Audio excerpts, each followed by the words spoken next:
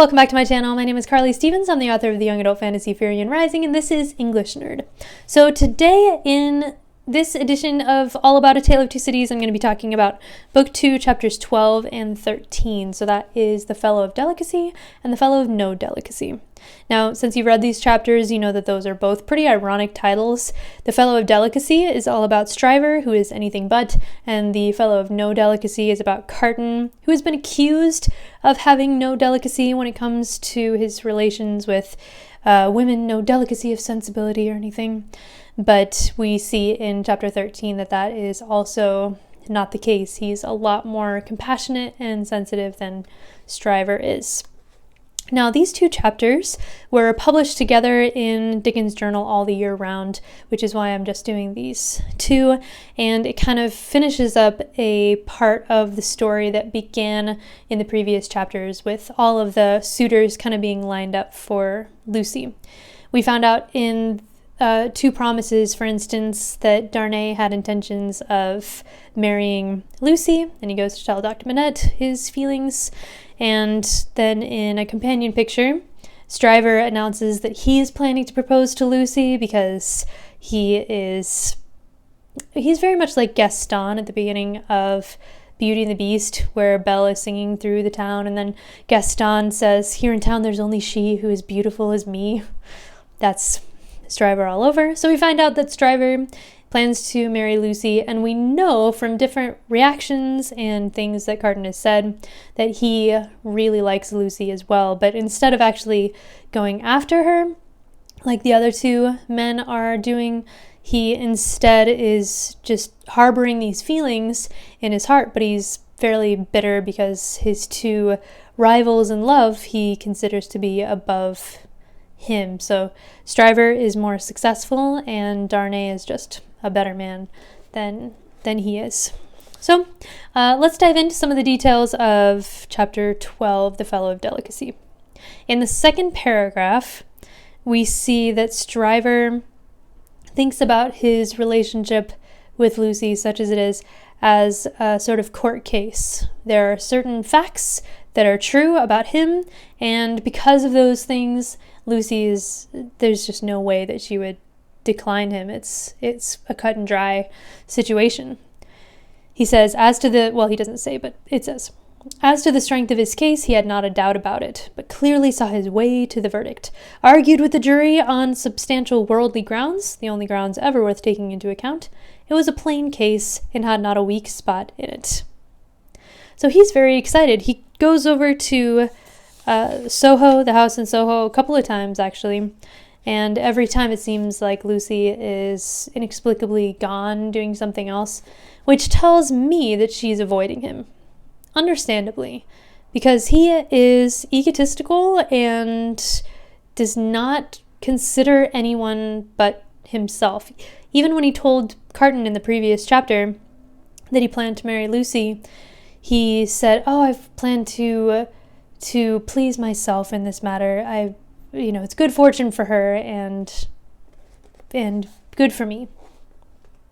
So as he's headed over very confidently to the Manettes to announce the good news to them that Lucie is going to marry him now that he's proposed, he decides on a whim to stop by Tellson's Bank to talk to Mr. Lorry, because Mr. Lorry is now a good friend of the Manettes, and he'll probably be overjoyed to learn that Stryver is, bestowing such positivity to a family that he cares about. I like that it's Lorry and Stryver here in this little room. It's kind of a funny image because Lorry's a smaller guy and Stryver is a bigger guy. It's almost as though he takes up so much space in this room that Lorry is practically pressed up against the wall. So here's how the conversation goes. Stryver says, "I am going to make an offer of myself in marriage to your agreeable little friend, Miss Manette, Mr. Lorry." "Oh, dear me," cried Mr. Lorry, rubbing his chin and looking at his visitor dubiously. "Oh, dear me, sir?" repeated Stryver, drawing back. I like this because it's the first time that anybody has actively reacted against Stryver's plan to marry Lucie. Before this, Carton just said, "Oh, why should I not approve?" as he kept drinking. But here, Mr. Lorry can't fix his reaction. Instead, he just says, "Oh my gosh, really? Is that what you're going to do?" And Stryver is taken aback. Excuse me? And so he goes through those court case reasons why Lucie would say yes. "Am I not eligible?" he begins. Yep. Mr. Lorry agrees. "If you say eligible, yes, absolutely, you're eligible." "Am I not prosperous?" asked Stryver. "Oh, if you come to prosperous, you are prosperous," said Mr. Lorry. "And advancing?" "If you come to advancing, said Mr. Lorry, delighted to be able to make another admission. Nobody can doubt that." "Then what on earth is your meaning, Mr. Lorry?" demanded Stryver, perceptibly crestfallen. "Well, Were you going there now?" asked Mr. Lorry. "Straight," said Stryver with the plump of his fist on the desk. "Then I think I wouldn't if I was you." "I mean, I'm eligible, I'm prosperous, I'm advancing. What other things could a woman possibly want besides that? Who cares about compassion and kindness when you have somebody who's rising in the business ranks, But Lorry knows that Lucie is not looking for the kind of man that Stryver is, and even goes on to tell Stryver that he doesn't think he would succeed if he proposed to Lucie. And this is the final straw for Stryver. He's shocked, utterly shocked.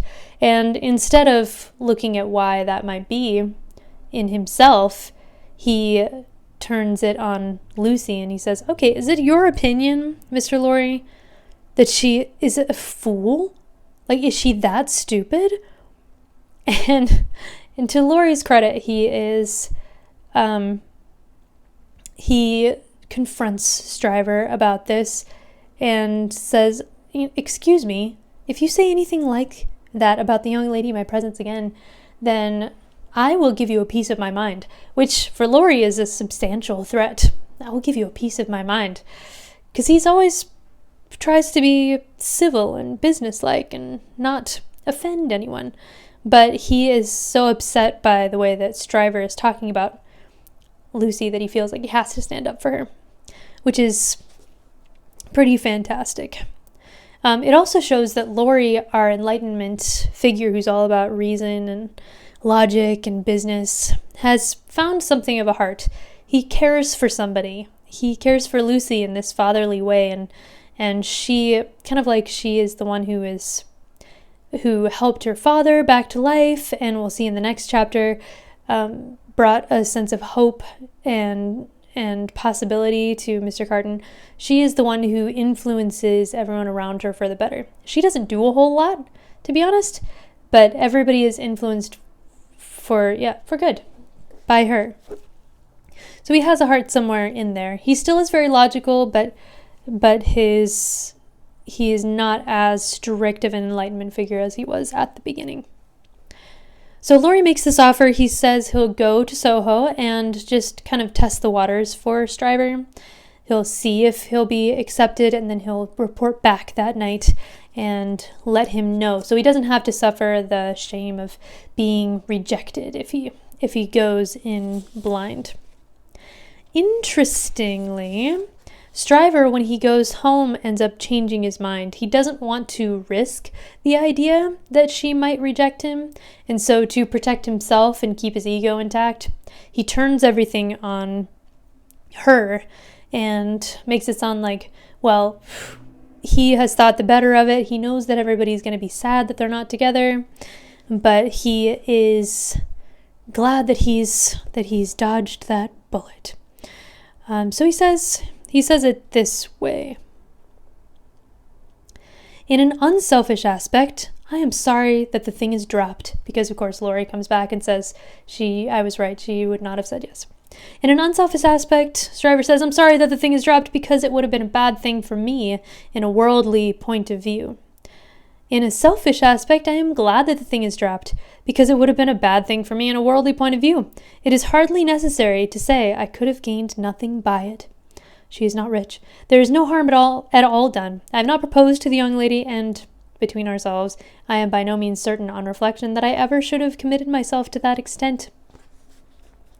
So, she's kind of poor. She doesn't have the best judgment.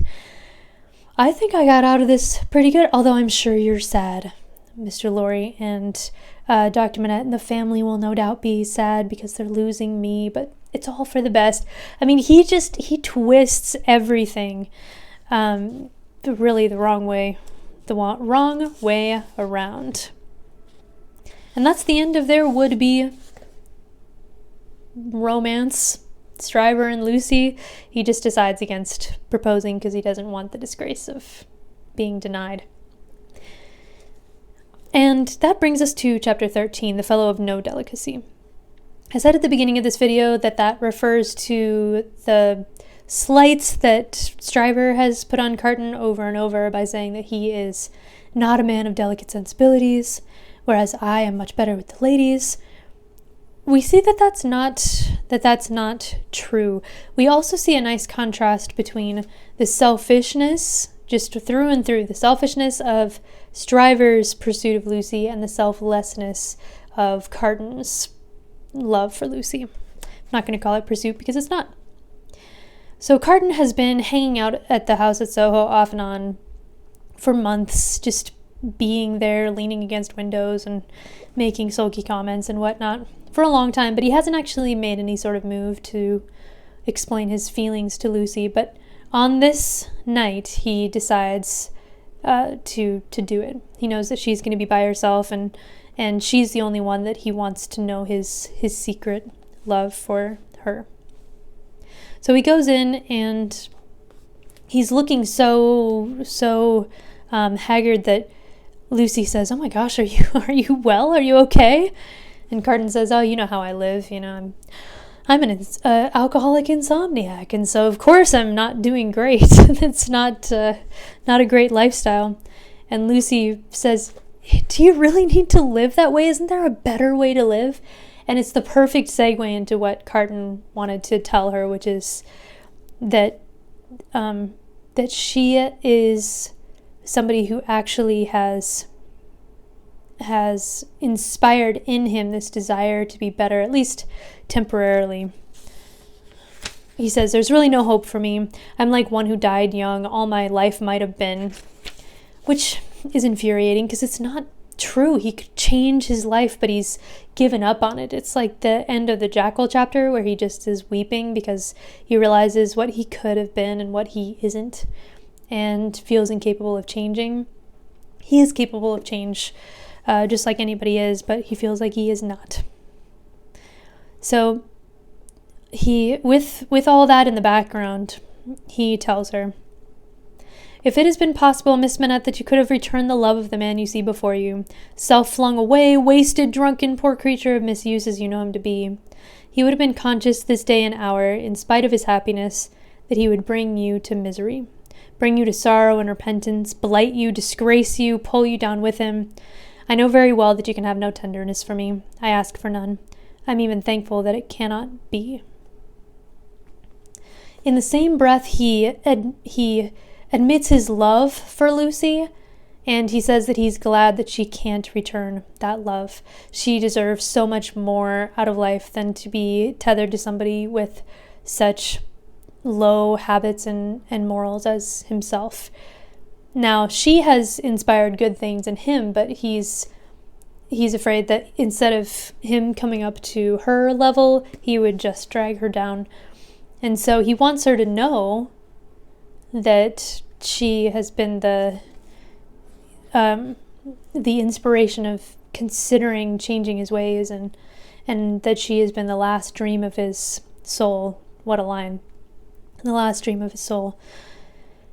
But that he doesn't even want to be with her. He doesn't want to give her the pressure of asking her to be with him. He just wants her to know that he cares. So he goes on to say that the last good that I can do, I've come here to realize. And that's not admitting that he loves her, but instead offering, because of that, to continue to serve her or help her in whatever way she needs. He feels like it's the utmost good that I am capable of now, as he says. So he tells her, "For you and for any dear to you, I would do anything. If my career were of that better kind, that there was any opportunity or capacity of sacrifice in it, I would embrace any sacrifice for you and for those dear to you."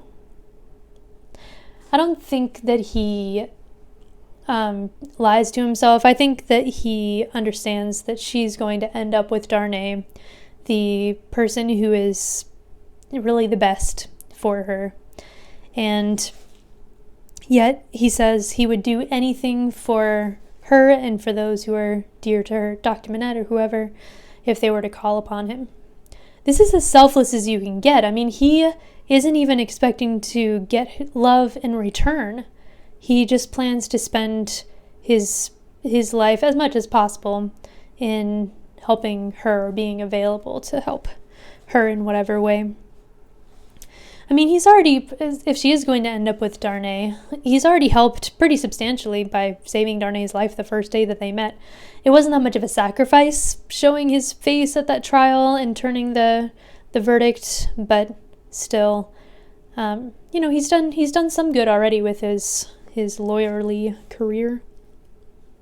And then the chapter finishes.